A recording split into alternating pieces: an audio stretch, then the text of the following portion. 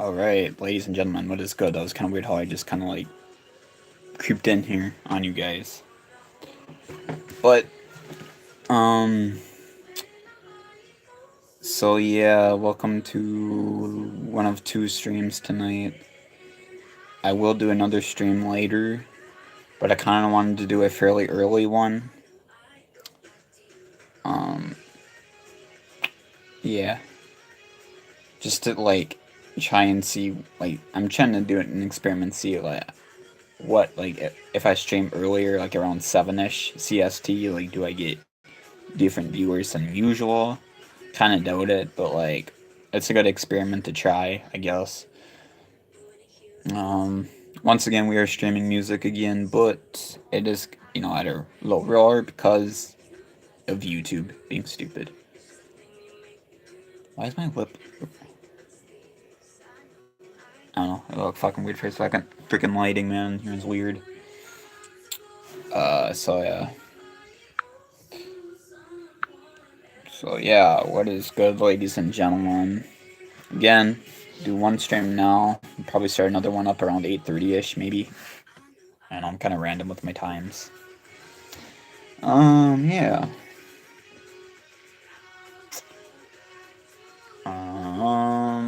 I don't really know what to talk about tonight, except for the snow out here is like wet and sleety. And we're supposed to get even more tonight. We're supposed to get like 6 to 10 inches, I think.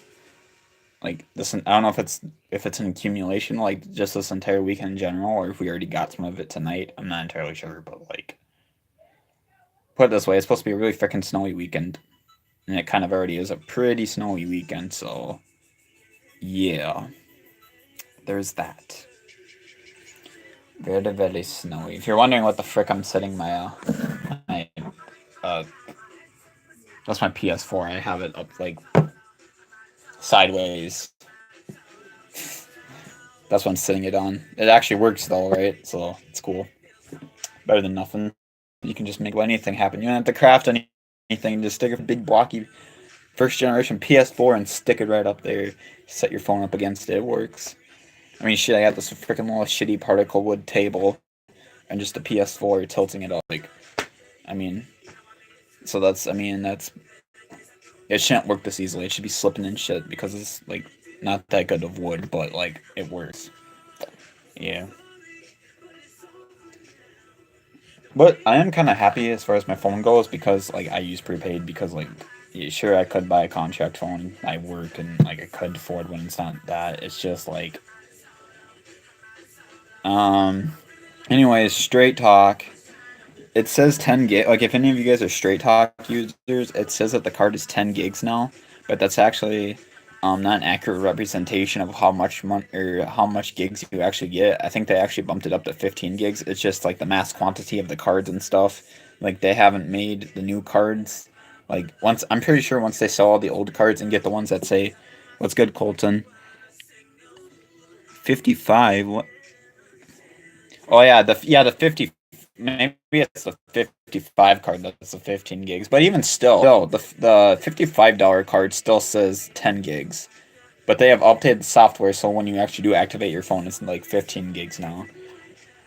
Which, um, let's see here. So hopefully pretty soon. Not like probably not until like this summer because I want to buy a PS4 like pretty soon.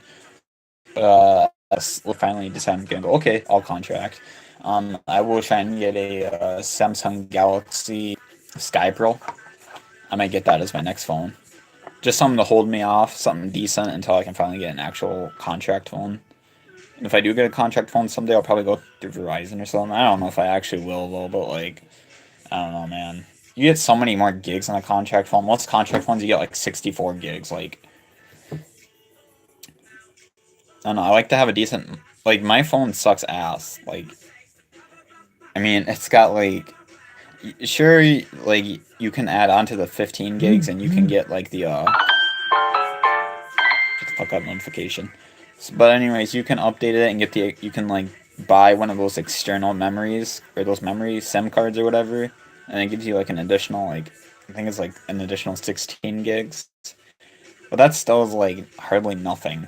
considering most video game consoles can do anywhere from 500 gigs to 2 terabytes, which 2 terabytes is the equivalent of 2,000 gigabytes.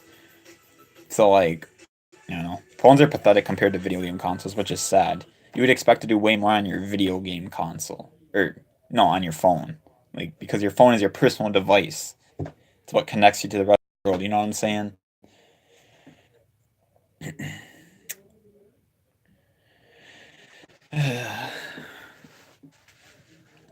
But I understand most video game consoles they have so many gigs of memory because you got the cutting edge graphics up today and all that. So I guess in order to render all that, you do need tons of gigabytes of memory. But I mean, honestly, even still, though, most video games like the entire memory of most video games are like the equivalent of how much memory modern day smartphones, which is like kind of insane. I mean, I heard something one time where like there is more technology in a smartphone of today than there was to take the fucking first man to the moon back in the 60s. Think about, I mean, if that doesn't make you want to shit your pants, I don't know what does. I mean, that just shows you how much technology has evolved, and it kind of makes you wonder how far it's going to be in like 50 years. Like, even TVs, they're supposed, by the 2030s, they're projected to have like more like modern day citizen by then. They're movies that you can actually bend. Like literally, like, I don't even know how the fuck to explain it, but like I don't know, man. The next 10, 15, even 20 years are gonna be fucking crazy.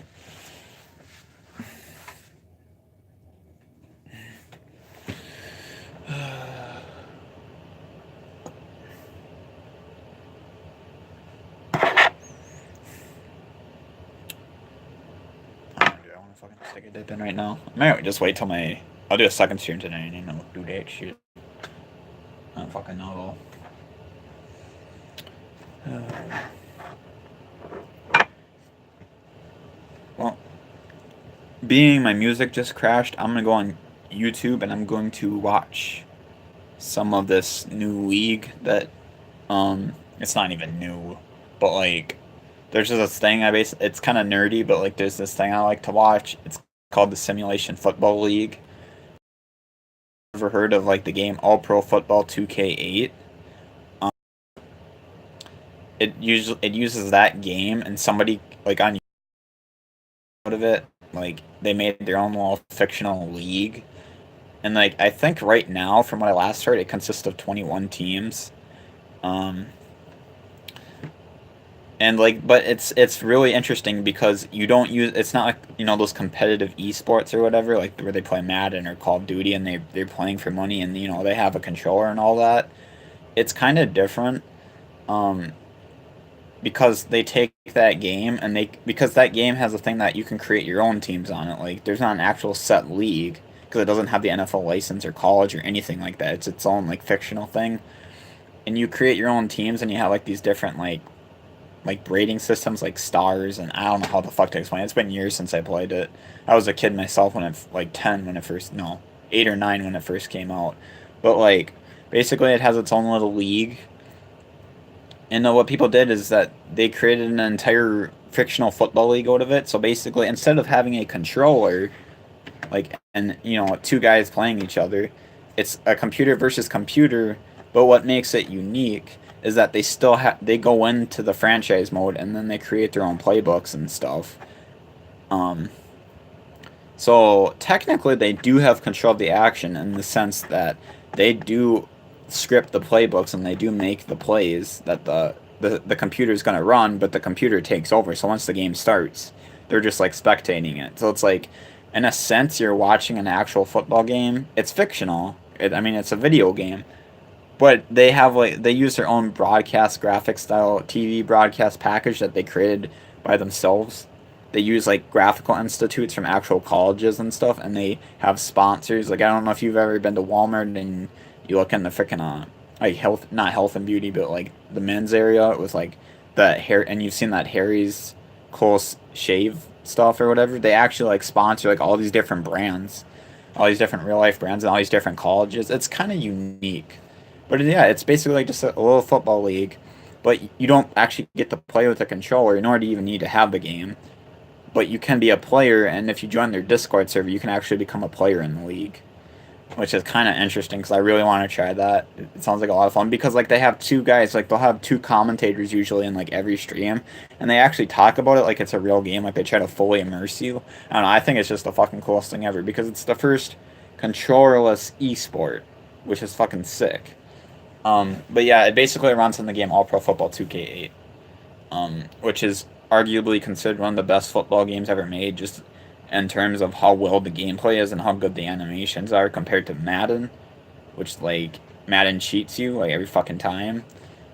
Because you know the players can ice skate and warp into a tackle animation, and it's just it's so unique because not only did they make a league with a game that people actually appreciate because it's actually fairly realistic, um, but also it has that whole league editing system. So like you can create your own teams. You could have endless expansion teams. So it could be even bigger than the NFL in a sense. There's no, I don't, well, there could be a cap at like, I don't know if there's a cap on how many edited teams can be in the league, but like, I know they have expansion teams coming into it all the time. I know that even a few years back they had a fictional team in there called the Minneapolis Maulers, um, and they won like a few championships here and there, but they got like their franchise folded, so they basically stopped being a team in the league. But they won a championship, which is like the SFL championship is like their equivalent of a Super Bowl, and they won. That team won their championship, but they won their championship and then their franchise folded, so they didn't even come back the next season because they went into debt, or like so they couldn't draft new play or well drafting is obviously free, but they couldn't trade for new players. They couldn't make contract extensions. So basically, they won a championship and then they just folded and then they never existed again. So it's like it's so cool because it works like an actual league. Like they actually take it seriously, even though it's a video game. They actually take it really fucking seriously. Um, I don't know. I just think it's super unique because it would be different if it was like they used Madden for it, which there is actually a league for Madden. It's called the Relocation Football League. Some guy has something similar to it, but no offense, but and I've actually talked to the guy that created the one for Madden. And he's pretty fucking cool. Like I used to be friends with him, and well, I mean I never you know I never befriended him or anything. It's just that I haven't watched his channel in so long, but I just feel like the simulation football league is so much better because it's like All Pro Football 2K8. It uses the ESPN NFL 2K5 engine. Because see what happened with EA or not EA 2K is that they used to make football games, and a lot of people don't even realize that they made their last NFL game in 2004, which was All Pro or ESPN NFL 2K5, which was arguably considered even till this day the best football game ever made. Um, but they obviously don't exist because what happened was EA bought the rights to the exclusivity to the NFL, and that's why like those companies don't or no other company can make a football game besides EA because EA Sports bought out the NFL license. And another fun fact about ESPN NFL 2K5 is that not only was that arguably considered the best game of its era, but back in those days, a video game costed like $40 as opposed to like $60 like today, because you know it was like a decade ago. You know, inflation, economics, all that crap. Everything gets more expensive. But not only was it a really great game, but they also pushed it back.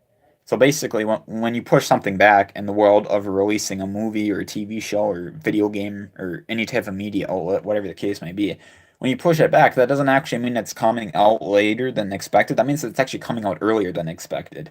So basically, that means that ESPN NFL 2K5 being it was an NFL game, it more than likely was projected to come out in like August of 2004. It ended up actually coming out in June of 2004, and it also ended up being like $20 at retail. So the day it came out, the minute release, can you imagine that, guys? A AAA game, like can you like that would be like going out and buying GTA 5 for $20 at midnight release, or buying Madden at 20. Like just think about that, buying Madden the first night of Madden release, and it's $20.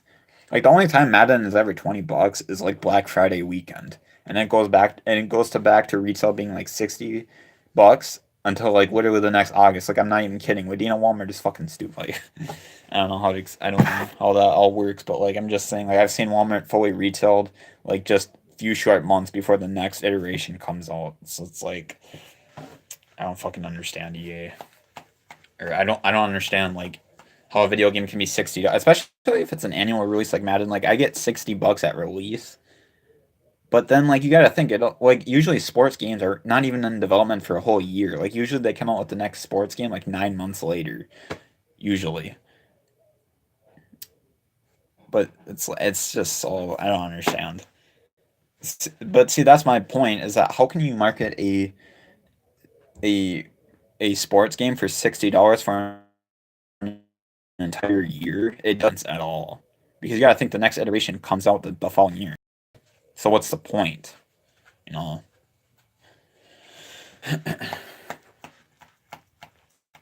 But anyways, I made my point across. I'm not going to talk about that anymore. What I will talk about though is let's talk about Antonio Brown next. Okay, let's talk about sports for a change on here. Um, so basically, Antonio Brown, obviously the former wide receiver for the Pittsburgh Steelers. Um, it's really weird because like I think it was a few nights ago. Um, he actually did sign with the Buffalo Bills after weeks and weeks of not of searching for a team. And now somebody on Facebook, I can't confirm this because I didn't look it up yet for myself. I probably will do it on the stream. But supposedly the Bills actually did scout out Antonio Brown. And because Adam Scheffler, the NFL guy, or Ian Rappaport, like those two are usually the ones that report the leaks. So like when there's behind the scenes shit going on in the NFL and players getting traded and shit, he's usually like the first one to leak it. But then somebody comment like I saw a post yesterday afternoon saying that I basically posted and said, would you stop posting that he's being traded? All right, first of all, he's on the Bills, and somebody commented back that the Bills got rid of him already. It's like so I haven't confirmed that for myself. I'm gonna look at that probably on this freaking stream because I'm really interested. But actually, fuck it, I'm gonna look that up right now. Because basically, I mean, and everyone, like, even us, most Minnesotans are like, yay! Like 247 Sports or whatever on Facebook, they're like, Antonio Brown could potentially come to the Vikings. They were saying that for a while, and I'm just like, why do you want a whiny little bitch for a wide receiver? Yes, he's talented, but he's a whiny little bitch. It'd be like having Odell Beckham Jr. on the Vikings. You're just getting a whiny little bitch where it's getting paid and saying that he's better than everybody else. Like, does that really show sportsmanship? I don't think it does. Antonio Brown is a stud, don't get me wrong, but he's also kind of an asshat. And like we already had an asshat for a wide receiver like in 2015, Mike Wallace. And he basically left the team after 1 year because he blamed the quarterback because he said Teddy Bridgewater couldn't throw it. But see, that's the kind of players I hate is that they shit on everybody else. Okay, if you're gonna shit on if a wide receiver is gonna say he's gonna leave, like for example, let's say Adam Thielen or somebody left or Stephon Diggs left because they said that they didn't like Kirk Cousins. I could actually respect that, especially Adam Thielen, because if you guys saw that very last game last year between the Bears and the Vikings, that very last game the season, you could basically tell that like Adam Thielen and Kirk Cousins do not get along. Like, they fucking hate each other's guts. And then even, it's funny because you go and watch the post game interviews and shit, and they're like, oh, it was just good fun. I'm like, oh yeah, cussing each other out and like yelling at each other. And then somebody later that next morning, it might have even been that night. I'm pretty sure it was that night too, like shortly after the game was over. Somebody made a meme online where Adam Thielen, they took a still image from that little argument that they showed on the sidelines. And it's like, Adam Thielen's like, 84 million for you? It's like, yeah, Adam Thielen. That's basically what everyone thinks. So I freaking love that meme because honestly, it kind of makes you wonder.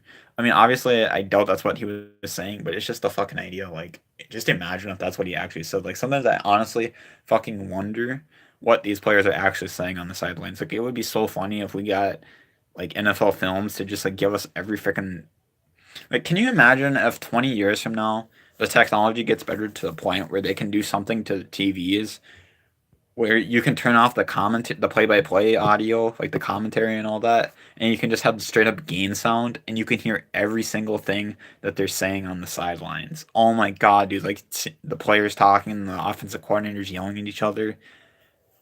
I would love it. Like the day that would come that I don't have to like if I absolutely do not want have to listen to Joe Buck's stupid fucking voice, dude, I would absolutely love that. Oh my god, dude, that would be so awesome. That would be the day, but obviously that's a dream that's probably years away because technology will have to get so much better, you know. But anyways, I'm gonna try and confirm that freaking bullshit thing that guy was telling me that supposedly Antonio Brown didn't even stay with the Bills for more than 2 days. Oh, fucking did that shit. Okay, hold up.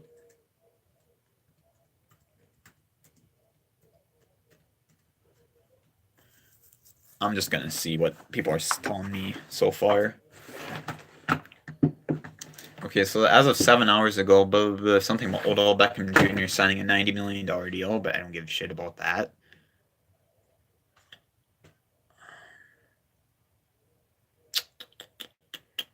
Wow, Wikipedia, you really need to update your shit because he's not with the fucking.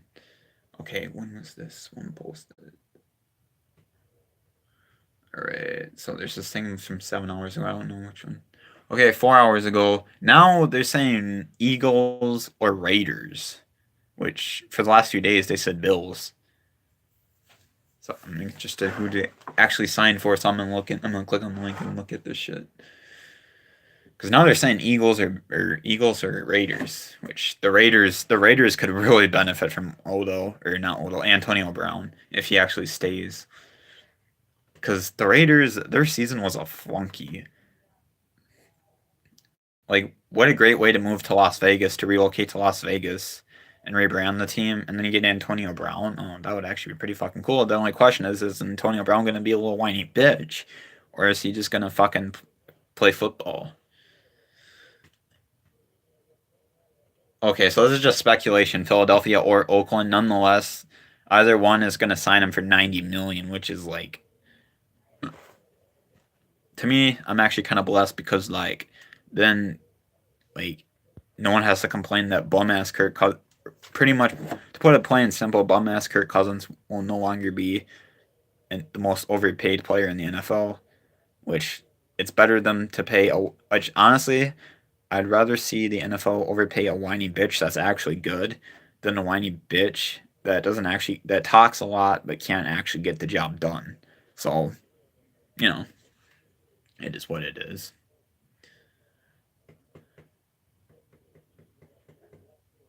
Okay, so basically this is just speculation. So this link was absolutely a waste of time to click on. It's just again boring speculation. But I mean, do the Eagles really need? Do the Eagles really need Antonio Brown? I don't really think so. Because, I don't know, man. The Eagles already have studs for wide receivers. They have Alshon Jeffrey, Ogilvy, dude. They have Zach Ertz as a tight end. Like, they have so many key players. They don't really freaking need a guy like Antonio Brown. They've already got studs on the roster. But I guess, if those studs go down, then I guess it makes sense, if they go down, you'd want them, he'd be a good backup. But the thing is, I don't think Antonio Brown's going to be like, I want to be a backup, and then he'll come in. No, dude, Antonio Brown is the kind of guy that wants to play right away. Like, he wants to prove that he's better than everybody else. You know what I'm saying? So that wouldn't work. I feel like that the Eagles don't work out very well. The Raiders, though, they need a fucking good wide receiver.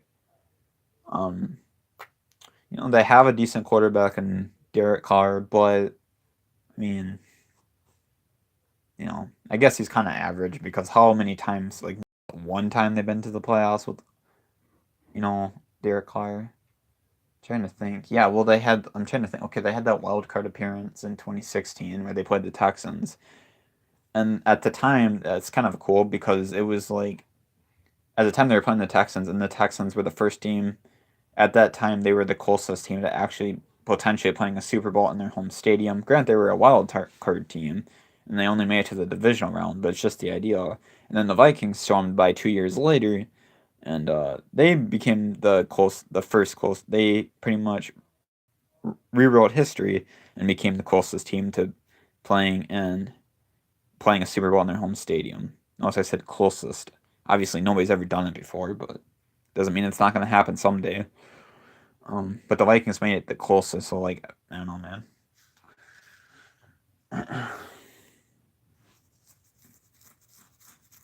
But I mean, the Vikings technically did make it the closest because they made it all the way to the NFC title game, which the title game is obviously one game shy of the Super Bowl.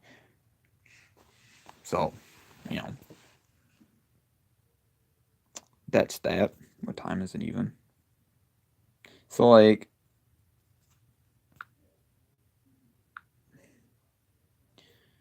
I'm gonna end for now because there's like hardly anybody here. I just kind of wanted to talk about some stuff for a little bit, but I will be maybe I don't know. I may not do a night stream because I kind of want to check out that weird league thing that I was just talking about. So I may not do a long live stream tonight. So I'm kind of sorry for that, but I do kind of want to check that out because I kind of want to learn more about it because I want to sign up for it because see they do 2 seasons a year. Their first season is like January through like April, I think, and then their next season is like October through December.